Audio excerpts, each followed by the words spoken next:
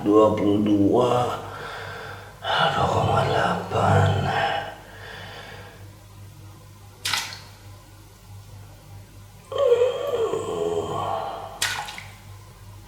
Angkanya gede, bukannya kecil. Gede tapi kecil. Bukannya kecil, angkanya gede.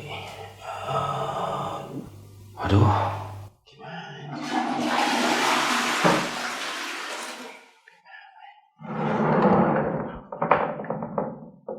Halo, saya Novian Sanjaya. Bukan ahlinya pencernaan.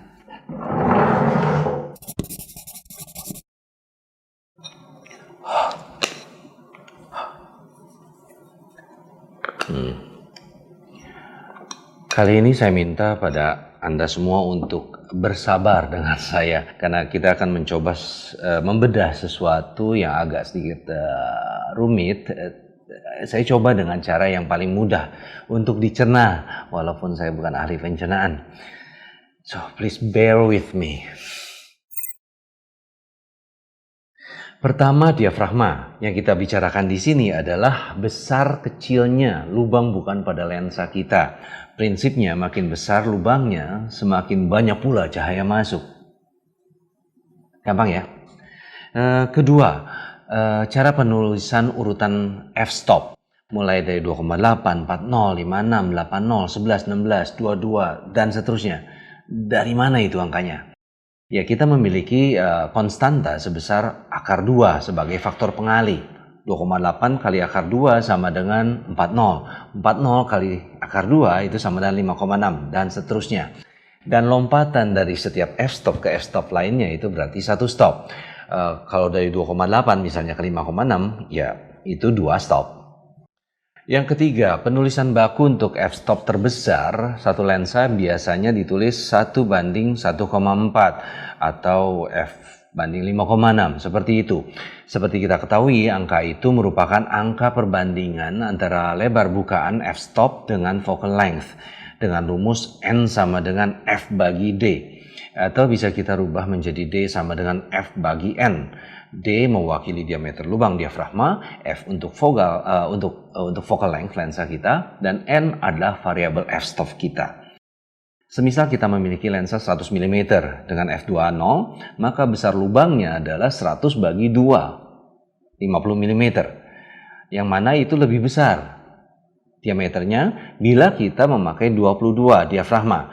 100/22 itu menjadi 4,5 mm. Jadi yang kita lihat adalah besar kecilnya hasil pembagian, bukan angka f-stop kita tersebut. Mudah-mudahan nggak bikin tambah bingung. Saya memang kayaknya nggak bakat jadi guru. Lalu apakah perbedaan besar kecilnya lubang diafragma kita mempengaruhi hasil gambar yang kita buat? Ya, tentu saja. Yang paling common, yang kita paling sering dengar istilah di zaman now itu ya yang disebut bokeh. Bokeh. Semakin besar diafragma, otomatis maka ruang tajamnya semakin sempit atau depth of field-nya semakin sempit. Itu membuat latar belakangnya menjadi blur. Sebaliknya, bila kita memakai diafragma kecil, lubangnya kecil, semuanya akan tampil lebih jelas. Semua tampaknya lebih tajam. Tampaknya. Waduh, kalau begitu berarti semua lensa kita harus punya diafragma besar supaya bisa bokeh. Tunggu sebentar. Lensa premium dengan bukaan besar seperti f1,2 atau f1,4 salah-salah bisa bikin kamu bokeh. Kenapa? Karena harganya bisa 2 kali lipat atau lebih. Menurut saya, fenomena bokeh ini hanya sebuah pilihan, bukan keharusan. Malah kalau kita melihat kualitas optik daripada sebuah lensa, itu biasanya optimalnya ada di diafragma 8-16, tergantung jenis lensanya. Kita tahu diafragma paling besar itu biasanya bermasalah, dan masalah ini perlu dikoreksi. Koreksi ini yang harganya tinggi, gitu. Bokeh memang dikemari akhir-akhir ini, setelah kita beberapa puluh tahun disuguhi oleh gambar yang semuanya tajam. Di era tahun 80 sampai tahun 90-an akhir, itu semuanya gambar diarahkan untuk tajam, audiens menyukai, semua gambar tajam, lensa bagus katanya. Nah ya, itulah tren dan subjektivitas kita sebagai manusia. Kembali ke pertanyaan 1 triliun rupiah. Apakah kita harus memiliki fast lens? Sekali lagi, it's about choices. Memang lensa premium memiliki kualitas optik yang lebih baik daripada lensa-lensa ekonomis. Sekitar 5% sampai 8%. Ya, lensa prime bisa memberikan flexibility terhadap situasi low light. Tapi yang pasti, lensa ini tidak akan sanggup membuat Anda sebagai fotografer menjadi lebih handal. Itu pasti. No doubt. Cara berikutnya yang dilakukan kamera kita dalam membatasi jumlah cahaya yang akan masuk ke dalam gambar itu ya kita memakai alat yang namanya shutter. Kali ini yang dibatasi adalah jumlah cahaya dalam satuan waktu. Di sini dalam hitungan detik. Jadi semakin cepat waktunya yang kita pakai, berarti hanya sedikit cahaya yang diperbolehkan masuk. Begitu pula kalau kita memakai bukaan lama, berarti cahayanya yang masuk akan lebih banyak. Seperti ini. Bukaan cepat. Sekarang kalau kita pakai bukaan lambat. Oke.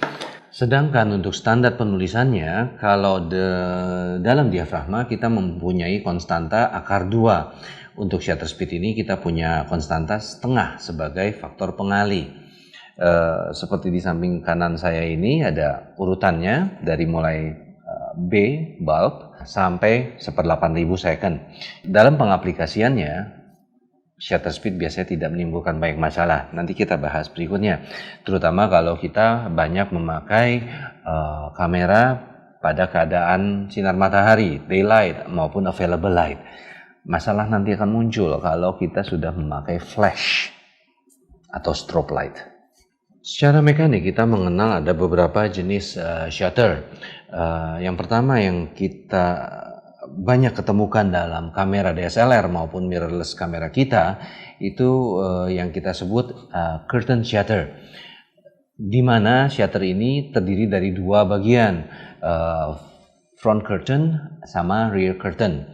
Yang kedua mungkin yang bakal menjadi masa depan untuk shutter itu adalah electronic shutter, di mana tidak ada bagian mekanik yang bergerak. Batasan waktu dilakukan hanya melalui pemutusan dan penyambungan arus terhadap sensor kita.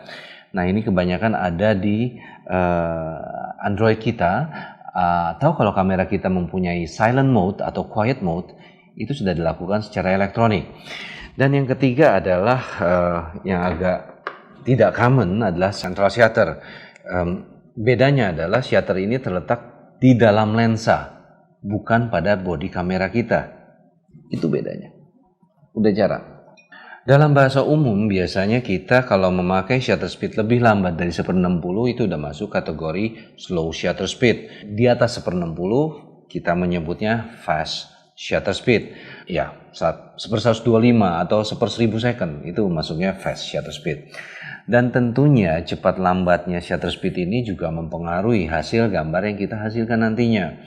Secara umum shutter speed cepat akan mampu membekukan gerakan baik objek maupun gerakan kamera kita. Oke. Sedangkan untuk shutter speed yang lambat itu agak sensitif terhadap gerakan. Gambarnya bisa goyang atau blurry atau ada juga efek motion blur. Tapi bukan berarti supaya aman kita harus selalu memakai shutter speed yang cepat. Itulah uniknya fotografi. Dunia yang elastis, dunia yang bergerak bebas, dinamis. Segala kekurangan alat kita seringkali kita bisa putar balikan sebagai satu kelebihan. Kita mengenal banyak teknik efek yang terkenal seperti panning, zooming, tossing, dan lain-lain. Yang kalau kita pakai teknik ini, kekurangan ini, malah gambarnya lebih berbicara dibanding kalau kita memakai gambar yang statik. Ya itulah fotografi. Lalu bagaimana dengan ISO atau ASA? Pada era digital fotografi ini, pengembangan teknologi ASA menurut saya adalah sesuatu yang paling dahsyat. Kalau kita bicara ISO sebenarnya itu merupakan standarisasi industri. Cuma dalam fotografi itu merupakan standar kepekaan satu media rekam terhadap cahaya. Di sini media rekam kita berupa sensor CCD ataupun CMOS. Semakin tinggi angka ISO-nya, maka semakin peka pula lah media kita terhadap cahaya.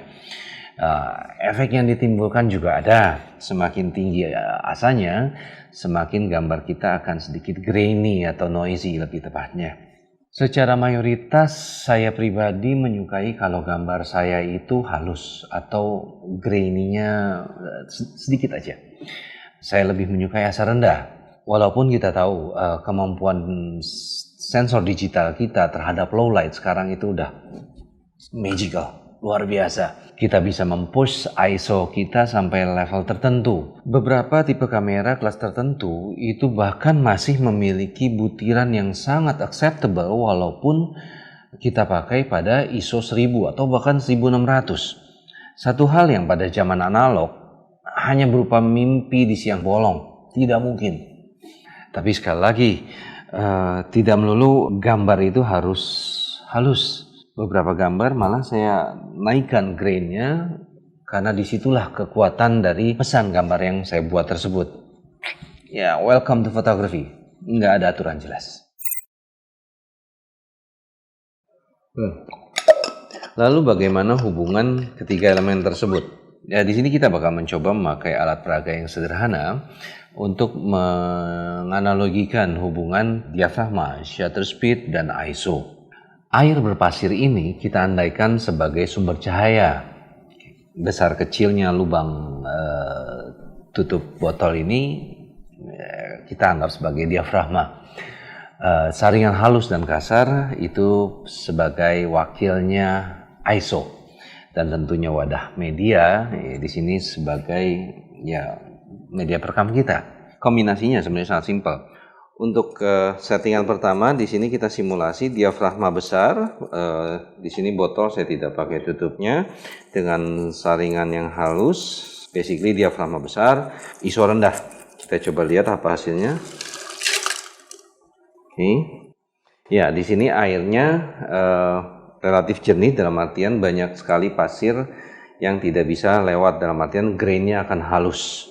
Itu adalah kombinasi pertama. Untuk settingan yang kedua, sama kita memakai saringan halus atau asar rendah.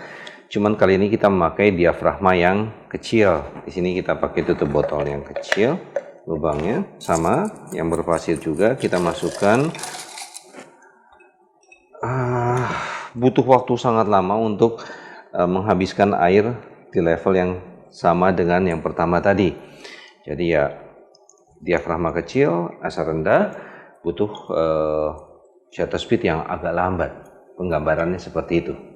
Untuk percobaan ketiga ini, kita pakai diafragma besar tanpa tutup, lubang besar, dan kita memakai saringan yang kasar. Kita coba aja apa jadinya. Sama, liquid berpasir. Oke. Bila kita mengganti dengan saringan yang kasar, maka waktu yang diperlukan akan lebih singkat. Tapi akan ada pasir yang ikut ke dalam saringan tersebut. Wah, dengan segala keterbatasan kemampuan saya, mudah-mudahan penjelasan tadi itu cukup membantu dan memberikan sedikit penggambaran tentang cara kerja ketiga elemen tersebut. Mudah-mudahan membantu. As always, bila kalian merasa channel ini berguna, please like, subscribe, and share. Gratis kok, nggak bayar. Ya, sesuai dengan ideologi kita, ya jangan terlalu percaya sama gue ya. Carpe diem. Cheers.